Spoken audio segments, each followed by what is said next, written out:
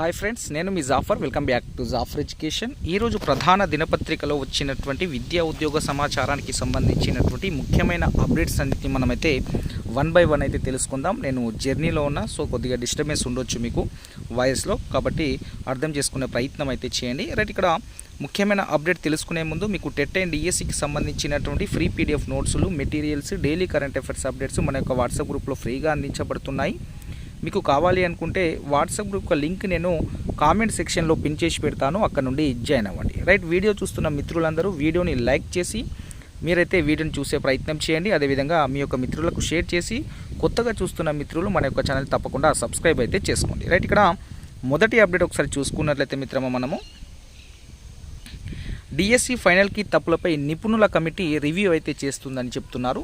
Right, నిన్న వెళ్ళినటువంటి అభ్యర్థులు చెప్పినటువంటి విషయం ఏంటి అంటే మిత్రమా, ఎస్సీఆర్టీ వాళ్ళకి మేము పంపిస్తాము, ఎస్సీఆర్టీ ప్రొఫెసర్స్, ఎస్సీఆర్టీ టీచర్స్ ఆ నిపుణుల కమిటీలో ఉన్నారని చెప్పారు. సో అవంతి మేడం అని కూడా చెప్పారు ఎస్సీఆర్టీలో ఉన్నటువంటి. సో ఆ మేడం తోటి మన వెళ్ళినటువంటి అభ్యర్థులు కూడా మాట్లాడడం జరిగింది. తప్పకుండా విత్ ప్రూఫ్ కూడా ప్రింట్ ఇస్తున్నారు కాబట్టి తప్పకుండా ఫైనల్ కీలో ఏవైతే యాడ్ చేయాల్సిన అవసరం ఉందో, ఏవైతే చేంజ్ చేయాల్సిన అవసరం ఉందో వాటిని తప్పకుండా చేంజ్ చేస్తామని చెప్పారట. సో తప్పకుండా ఫైనల్ కీలో కంపల్సరీగా ఏవైతే తప్పులు ఉన్నాయో ఆ తప్పులని సవరించి మళ్ళీ ఆ రివైజ్డ్ ఫైనల్కి ఇచ్చే అవకాశం అయితే మనకు కనిపిస్తూ ఉంది. ఒకవేళ రివైజ్డ్ ఫైనల్కి ఇవ్వలేదనుకోండి, డైరెక్ట్ జిఆర్ఎల్ కూడా ఇచ్చే అవకాశం అయితే ఉంది. రైట్, ఇక్కడ జిఆర్ఎల్ విషయం నేను నిన్న కూడా చెప్పాను, ఈ మంత్ లాస్ట్ వీక్ వరకు వస్తుందని అధికారులు అయితే చెప్తున్నారు.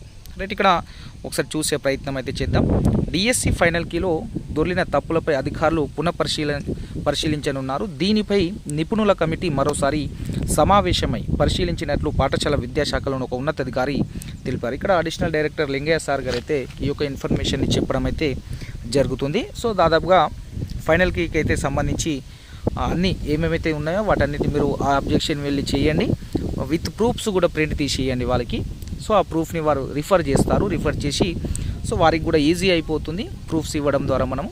సో ఆ టెక్స్ట్ బుక్లో ఉన్న ప్రూఫ్స్ ఉంటే తప్పకుండా వాటిని చేంజ్ చేయాల్సిందే కాబట్టి సో తప్పులు ఎక్కడ దొరికినాయో గుర్తిస్తే రివైజ్డ్ కీ అయితే ఇచ్చే అవకాశం అయితే ఉంటుంది. రైట్, రివైజ్డ్ ఫైనల్ కీ అనేది ఇవ్వడం అనేది జరుగుతుంది, గమనించే ప్రయత్నం అయితే చేయండి.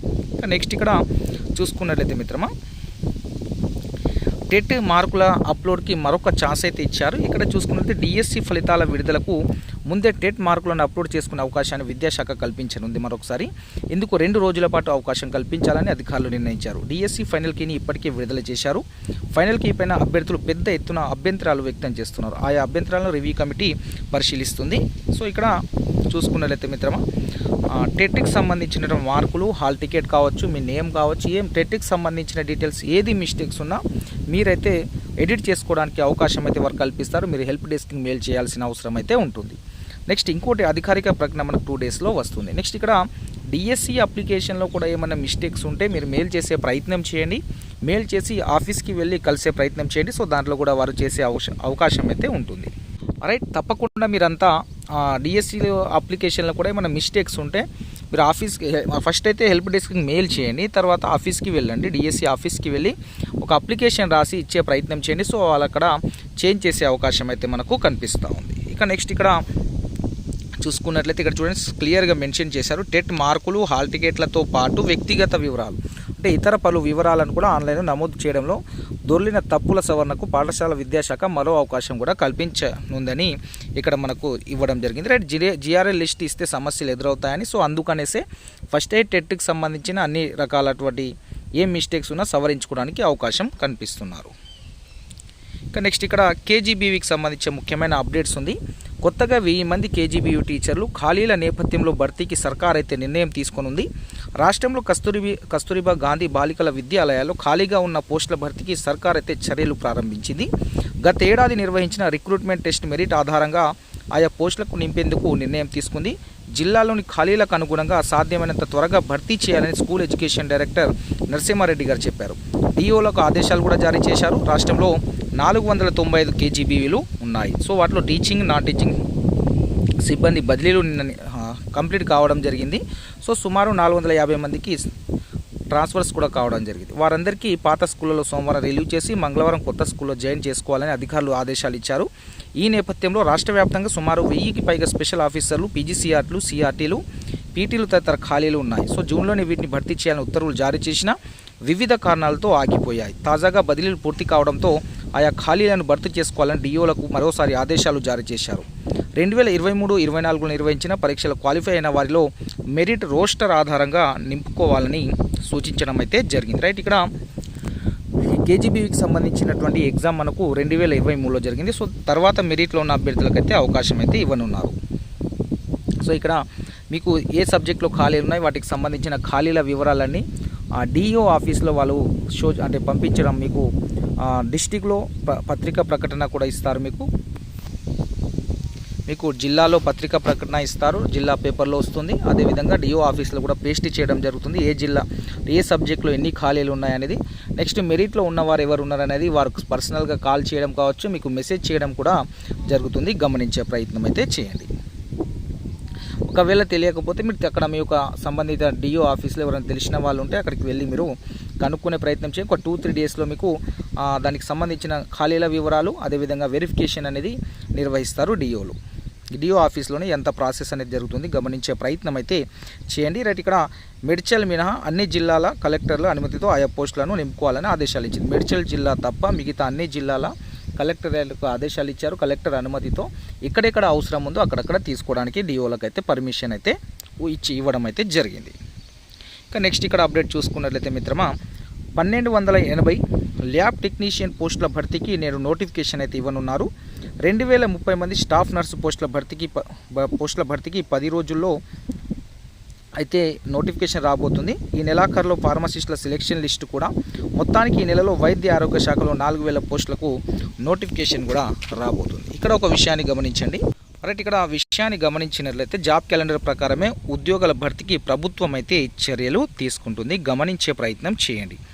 రైట్, ఇక్కడ వైద్య ఆరోగ్య శాఖలో 1280 ల్యాబ్ టెక్నీషియన్ పోస్టుల భర్తీకి మెడికల్ రిక్రూట్మెంట్ బుధవారం నోటిఫికేషన్ విడుదల చేయనున్నట్లు వైద్య వర్గాలు వెల్లడించారు. 2030 మంది స్టాఫ్ నర్సుల భర్తీకి 10 రోజుల్లోపే నోటిఫికేషన్ విడుదల చేయనున్నట్లు వారు చెప్పడం అయితే జరిగింది. సో వీటితో పాటు మరికొన్ని ఫార్మసిస్ట్ పోస్టుల భర్తీకి ఈ నెల ఆఖరు కల్లా మెడికల్ బోర్డు నోటిఫికేషన్ అయితే విడుదల చేయనున్నది. ఇక్కడ చూసుకున్నట్లయితే ఈ వైద్య సిబ్బందికి సంబంధించి ఖాళీలు అయితే నోటిఫికేషన్ మళ్ళీ రాబోతున్నాయి. సో ఎవరైనా ల్యాబ్ టెక్నీషియన్ కోర్స్ చేసిన అభ్యర్థులు ఉంటే సో మీరు అయితే వీటికి అప్లై చేసుకునే అవకాశం అయితే ఉంటుంది. గమనించే ప్రయత్నం అయితే చేయండి. రైట్, ఇక డిఎస్సికి సంబంధించి జిఆర్ఎల్ అయితే ఈ మంత్ లాస్ట్ అండి, నేను నిన్న కూడా చెప్పాను, మళ్ళీ అదే చెప్తున్నాను. ఈ మంత్ లాస్ట్ కల్లా దాదాపుగా వచ్చే అవకాశం ఉంటుంది. ఆ రివైజ్డ్ ఫైనల్ కీ కోసం మీకు ఫైనల్ కీలో ఉన్న తప్పుని తప్పకుండా ఆబ్జెక్షన్ చేయండి మిత్రమా. మీరు ఏదైతే క్వశ్చన్ రాంగ్ ఉంది దానికి ప్రూఫ్ ఉంటే అయిపోతుంది. మన దగ్గర మీ దగ్గర ఒక క్వశ్చన్ రాంగ్ అనిపిస్తుంది, దాని ప్రూఫ్ ఎత్తుక్కోండి. టెక్స్ట్ బుక్లో కానీ అకాడమిక్ బుక్స్ ఎక్కడున్నా తీసుకొని దానికి ప్రింట్ తీసి మీ అప్లికేషన్ రాసి ఇచ్చే ప్రయత్నం అయితే చేయండి. ఎందుకంటే తప్పకుండా వాటిని మళ్ళీ ఒకసారి చూస్తారు. ఎందుకంటే ఇంతకుముందే ఇనిషియల్ కీలో వచ్చిన ఆబ్జెక్షన్స్ అయితే ఫైనల్ కీకి సంబంధించి రాకపోవచ్చు. సో ఒకటి సేమ్ క్వశ్చన్స్ మీద నెంబర్ ఆఫ్ ఆబ్జెక్షన్ రావడం అనేది జరిగిందని చెప్తున్నారు. సో ఫర్ ఎగ్జాంపుల్ ఆదేశం, ఏకాదేశానికి సంబంధించి సో వాటికి మల్టిపుల్ కరెక్ట్ ఆన్సర్ ఇవ్వాల్సి ఉంది. అదేవిధంగా కొన్ని మళ్ళీ రాజ్యాంగానికి సంబంధించి కూడా ఒక్కో బుక్లో ఒక విధంగా ఉంది, ఏదో సోషల్కి సంబంధించి ఒక విషయం చెప్పారు. నెక్స్ట్ సైన్స్కి సంబంధించి కూడా చాలా మిస్టేక్స్ ఉన్నాయి. సో వాటిని కూడా చేంజ్ చేసే అవకాశం ఉంది. నెక్స్ట్ మెథడ్స్కి సంబంధించి చూసుకున్నట్లయితే ఒక సెషన్లో ఆగస్టు 1 సెషన్కి సంబంధించి తెలుగు మీడియంలో కీ ఏమో రైట్ ఆన్సర్ బిఎఫ్ స్కిన్నర్ అని ఇచ్చారు. ఇంగ్లీష్ మీడియంకి సంబంధించి మాస్టర్ ఫైనల్ కీలో ఏమో యాడ్ స్కోర్ ఇచ్చారు. క్వశ్చన్ సేమే. సో ఇలాంటివి కొన్ని ఉన్నాయి. సో వాటన్నిటిని తప్పకుండా రివైజ్డ్ చేసి మళ్ళీ కీ ఇచ్చే అవకాశం అయితే స్పష్టంగా కనిపిస్తుంది మనకు. నెక్స్ట్ ఇక్కడ చూసుకున్నట్లయితే విద్యారంగంలో ఏ సంస్కరణలు చేద్దాం, నేడు మంత్రివర్గ ఉపసంఘం భేటీలో చర్చ. రైట్, ఇక్కడ విద్యారంగంలో ఎలాంటి మార్పులు తీసుకురావాలనేది ఉపసంఘంలో అయితే చర్చ జరగడం జరిగింది. సో వారు కొత్తగా ఏమన్నా కొత్త ప్రయోగాలు చేయడం, అంటే పిల్లల కోసము క్వాలిటీ ఎడ్యుకేషన్ అందించడం కోసం ఏ కోర్సులు డెవలప్ చేస్తే బెటర్గా ఉంటుంది, పిల్లలకి ఏ విధంగా చెప్తే బెటర్గా ఉంటుంది, టీచర్స్కి ఎలా ట్రైనింగ్స్ ఇవ్వాలి, ఆ స్కూళ్ళలో పిల్లలకు ఏ విధంగా బోధిస్తే క్వాలిటీ ఎడ్యుకేషన్ అందించవచ్చు అనే ఆలోచనలో ఉన్నారు. ముఖ్యంగా ఇక్కడ టీచర్స్కి అయితే ఫేషియల్ యాప్ అనేది పెడతారు కరెక్ట్ స్కూళ్ళకు వచ్చే విధంగా. నెక్స్ట్ ఇంకోటి ఏంటంటే ఇక్కడ క్వాలిటీ ఎడ్యుకేషన్ అందాలంటే తప్పకుండా ప్రతి స్కూల్లో మినిమం ఒక 2 టీచర్స్ ఉండాలి. సింగిల్ స్కూల్ టీచర్స్ అనేటివి ఉండకూడదు. సింగిల్ స్కూల్ టీచర్స్ ఉంటే ఒకటే ఉపాధ్యాయుడు అన్ని సబ్జెక్టులకు బోధించరాదు. ఒకటే ఉపాధ్యాయుడు డైలీ 18 సబ్జెక్టులు బోధించరాదు. అంటే 1 to 5th క్లాస్లో ఫస్ట్ సెకండ్లో 3 బుక్కు, అదేవిధంగా 3rd నుండి 4 బుక్కులు అంటే ఉంటాయి, 4 సబ్జెక్టులు ఉంటాయి. సో 4 సబ్జెక్టులు 5th వరకు చెప్పాలి. మళ్ళీ ఒక్కొక్క క్లాస్కి మళ్ళీ ఫస్ట్ సెకండ్ క్లాస్కి 3 సబ్జెక్టులు చెప్పాలి. సో మళ్ళీ దీంతో పాటు మళ్ళీ అడ్మినిస్ట్రేషన్ అంటే దాంట్లో రికార్డ్స్ మెయింటైన్ చేయడము, మిడ్ డే మీల్స్, ఇవన్నీ చాలా పనులు ఉంటాయి సింగిల్ స్కూల్ టీచర్స్కి.